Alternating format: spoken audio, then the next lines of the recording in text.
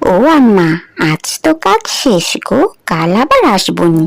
বলছি আম্মা, আজ তো অনেক কিছু রান্না হলো, তা আমাকে যদি কিছু খাবার দিতেন গো আম্মা। এ কি বলছিস সে চপলা? হ্যাঁ, মাস শেষে টেকাও নিবি আবার খাবারও নিবি? আমি খাবার দিতে পারবো না, এখন যা। আর বিরক্ত করিস না, এসব কাজের লোকদের লাইতেলে যা হয়। চপলা মা, তুই এসেছিস? কি খাবার এনেছিস মা? খুব খিদে পেয়েছে, কালো যে কিচ্ছু খাইনি। মা, আজকেও খাবার দেয়নি গো। জানো তো কত ভালো ভালো খাবার রান্না করলুম, যখনই চাইতে গেলুম তখনই আমাকে তাড়িয়ে দিল। কি আর করবি বল, সবই আমাদের কপাল। নইলে কি দিনের পর দিন এভাবে না খেয়ে থাকি? বুড়ো হয়ে গেছি তো তাই কিছু করতে পারি না। যাই, কত হেঁচি শাক তুলে আনি, সিদ্ধ করে খেয়ে নিব। শুধু কি শাক সিদ্ধ করে খাওয়া যায়? যাই, পাশের বাড়ির বৌদির থেকে কটা ভাত চেয়ে আনি।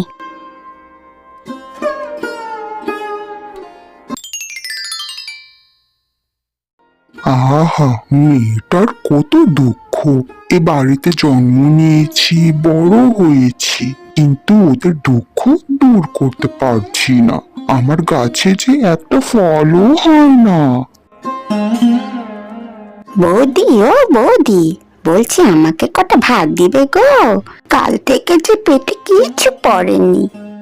এ চপলা, আমি কি প্রতিদিন তোদের জন্য ভাত নিয়ে বসে আছি? খিদে পেলে এখানে চলে আসিস, যা ভাগ। গাছটা একদম শুকিয়ে গেছে, যাই জল দিই। কি করছিস চপলা? গাছে জল দিচ্ছিস? দে, ও তো আমাদেরই একজন। আমরা না খেয়ে থাকি, তবু ওকে না খেয়ে রাখিস নে।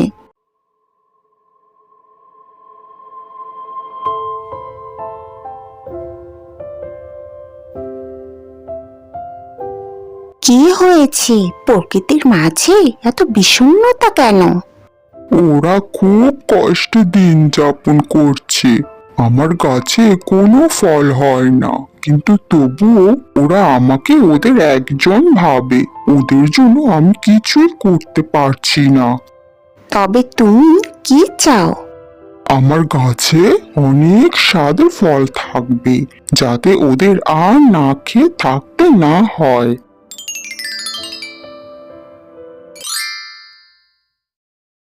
এ কি গো মা, এ তো অবিশ্বাস্য। কালো যে গাছে ফল ছিল না, আজ এত স্বাদের রঙিন ফল। আর আমাদের সিদ্ধ শাক পাতা খেয়ে থাকতে হবে না।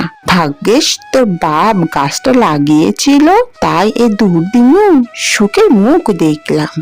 বন্ধুরা, গল্পটি তোমাদের কেমন লেগেছে? যদি ভালো লেগে থাকে তবে চ্যানেলটি সাবস্ক্রাইব করে আমাদের পাশেই থেকো।